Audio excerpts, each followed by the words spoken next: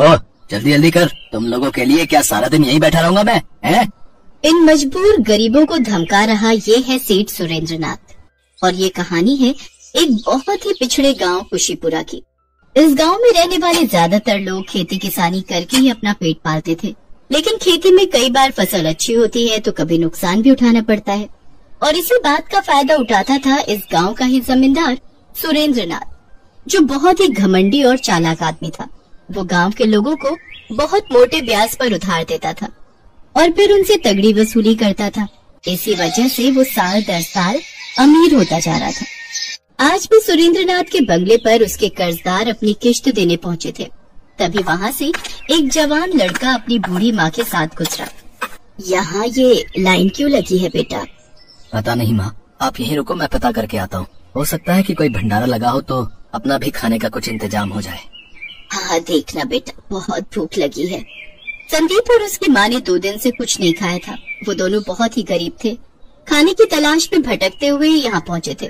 संदीप ने आगे बढ़कर लाइन में लगे एक आदमी से पूछा, यहाँ क्या बट रहा है भैया? बट रहा है? ये कहो कि क्या लुट रहा है? भैया हमारा तो सब कुछ लुट रहा है यहाँ। क्या मतलब? अरे वो कुर्सी पर बैठे आदमी को देख रहे हो? उसका नाम है सेठ सुरेंद्रनाथ। वो इस गांव का जमींदार है। हम सबने किसी न किसी वजह से उससे कर्जा लिया था भैया। किसी ने बीमारी के लिए तो किसी ने खेती के लिए। मैंने अपनी बिटिया की शादी के लिए 3 साल पहले उससे कर्जा लिया था। 3 सालों में कर्जे से 2-3 गुना ज्यादा पैसे दे चुका हूँ, लेकिन उसका कर्जा है कि खत्म ही नहीं हो रहा। बड़ा पैसे वाला आदमी लगता है। अरे क्या खाक पैसे वाला है। इसके बाप के पास थोड़ी सी जमीन थी, फिर उसने कर्जे पर पैसे देना शुरू कर दिया और आज आधे से ज्यादा गांव की जमीन हड़प ली है इसने। तो आप लोग इसका विरोध क्यों नहीं करते? मत दो ना उसे पैसे। अरे पिटवाओगे क्या है? वो पीछे लठैत देख रहे हो? जो टाइम पर उसका पैसा नहीं देता है वो अपने लठैतों से उसकी सारी हड्डी तोड़वा देता है। भैया पैसा तो देना ही पड़ेगा, बिना मार खाए दे दो तो ही फायदा है। गांव वालों पर हो रहे इस अत्याचार को देखकर संदीप को बहुत बुरा लगा, लेकिन वो चाहकर भी कुछ नहीं कर सकता था। लठैतों की पिटाई के डर से वो भी चुपचाप वहाँ से चला गया। और फिर क्या हुआ? इतना दुखी क्यों है? खाना नहीं मिला क्या?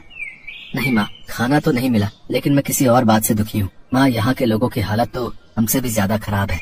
माना कि हमारे पास कुछ नहीं है, लेकिन हम कभी कर्जे में तो नहीं दबे। पर इस गांव के सारे लोग इस जमींदार के कर्जदार हैं और वो उन पर बहुत अत्याचार कर रहा है। माँ अब चलो छोड़ो ये सब, चलो हम यहाँ से चलते हैं। कैसी बातें कर रहा है तू? तेरे बाबा ने तुझे यही सिखाया था क्या कि किसी को मुश्किल में छोड़कर भाग जाए तू? ओह माँ, अब बाबा की याद दिलाकर मुझे और दुखी मत करो। अरे तू इतना समझदार है, कुछ करना इन बेचारों के लिए। हमेशा हम ही लोगों की मदद करते रहते हैं, पर हमारी मदद तो कोई नहीं करता। माँ तू भगवान पर भरोसा रख बेटा और अपना कर्म कर, बाकी ऊपर वाला सबका निगहबान है। जब संदीप और बूढ़ी माँ आपस में बातें कर रहे थे तभी वहाँ एक औरत उनके पास आई। आप लोग कौन हो? पहले तो आप लोगों को इस गाँव में नहीं देखा। जी हम बहुत गरीब हैं और यहाँ खाने की तलाश में आए हैं। अच्छा ऐसी बात है, तो आओ चलो मेरे साथ। मेरा नाम कमला है और मेरे पास आप लोगों के लिए खाना है। संदीप अपनी माँ के साथ कमला के घर चला गया, जहाँ कमला ने उन दोनों को भरपेट खाना खिलाया। और फिर तुम्हारा भला हो बेटी, तुमने गरीबों को अन्न दिया।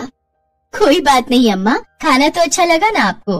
हाँ जी बहुत ही बढ़िया, और खास तौर पर ये जो आपने कटहल का अचार दिया था ना, आहा क्या बढ़िया अचार है ये, खाकर मजा ही आ गया। संदीप की बात सुनकर कमला की आंखों में आंसू आ गए। दरअसल उसके पति को भी कटहल का अचार बहुत पसंद था, लेकिन सेठ सुरेंद्रनाथ का कर्जा चुकाने के लिए वो दिन रात मेहनत करता था और एक दिन खेत में काम करते करते ही वो मर गया। कमला उसका कर्जा नहीं चुका पाई तो उसे मजबूरी में अपना खेत सुरेंद्रनाथ के नाम करना पड़ा। कमला की कहानी सुनकर संदीप को बहुत गुस्सा आया और उसने ठान लिया कि अब वो सुरेंद्रनाथ को सबक सिखाकर ही रहेगा। उस रात संदीप और उसकी माँ कमला के घर पर ही सोए, लेकिन संदीप की आंखों में नींद नहीं थी।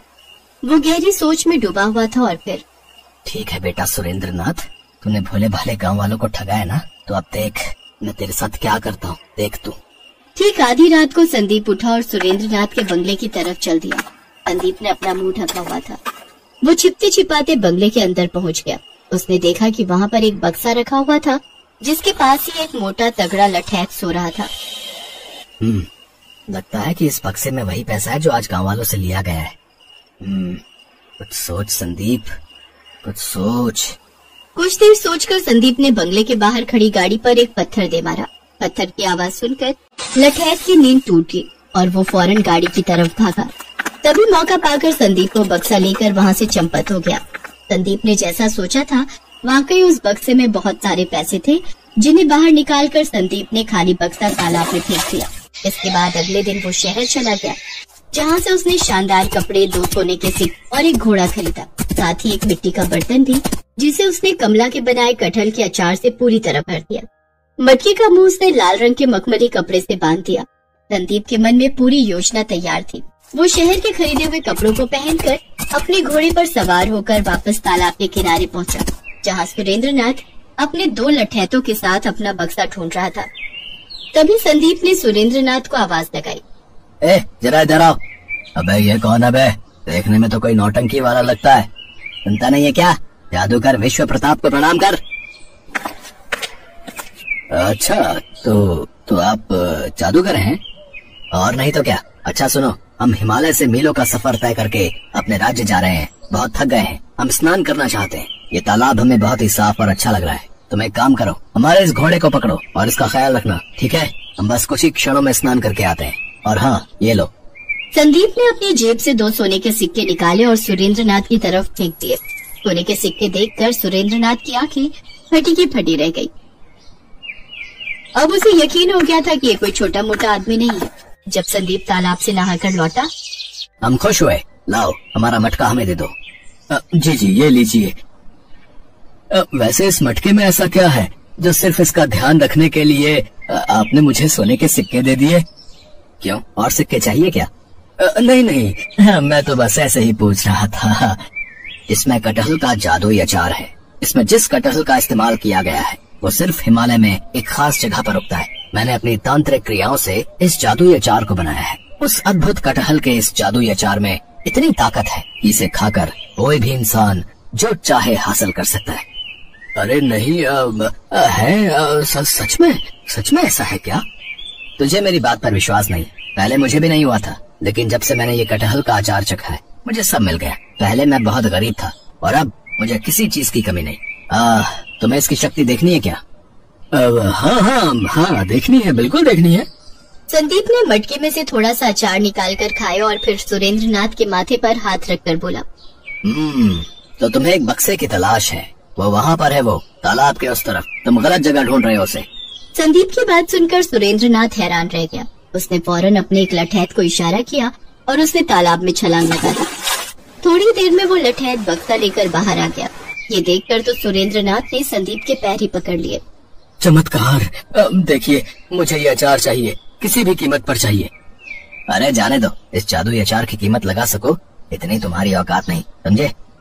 नहीं, ऐसा मत कहिए। मैं अपनी सारी दौलत आपको दे दूंगा।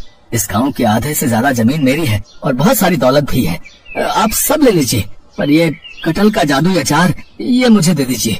मुझे ये पूरा मटका चाहिए। बस इसी का तो इंतजार था संदीप को। उसने सुरेंद्रनाथ की बात मान ली और कटहल के अचार से भरे उस मटके के बदले में उसने सुरेंद्रनाथ की सारी दौलत और जमीन उससे ले ली। उसने अचार से भरा मटका सुरेंद्रनाथ को देते हुए कहा, तुम अभी इस अचार का इस्तेमाल नहीं कर पाओगे। शिवरात्रि वाले दिन भगवान शिव की पूजा करके इस मटके को अपने सिर से लगाना और फिर तुम जो चाहोगे वो तुम मांग सकते हो। जी, आपका बहुत बहुत शुक्रिया। संदीप अपनी चाल चल चुका था और उसमें कामयाब भी हो चुका था, लेकिन इस सब के बाद भी उसके मन में लालच नहीं आया। उसने गांव वालों को उनकी जमीनों के कागज लौटा दिए और कुछ पैसा कमला को देकर अपनी माँ को अपने घोड़े पर बिठाकर वहाँ से जाने लगा। अरे तेरे पास ये घोड़ा कहाँ से आया और तूने कमला को इतने सारे पैसे कहाँ से दिए? संदीप की माँ सवाल पूछ रही थी, लेकिन संदीप बस मुस्कुराते हुए घोड़ा दौड़ा रहा था। उधर गांव वाले फिर से आबाद हो गए थे और सुरेंद्रनाथ कटहल के अचार से भरा मटका लिए बस शिवरात्रि का इंतजार कर रहा था, इस बात से अनजान कि उसे सिर्फ अचार के बढ़िया स्वाद के अलावा और कुछ नहीं मिलने वाला था।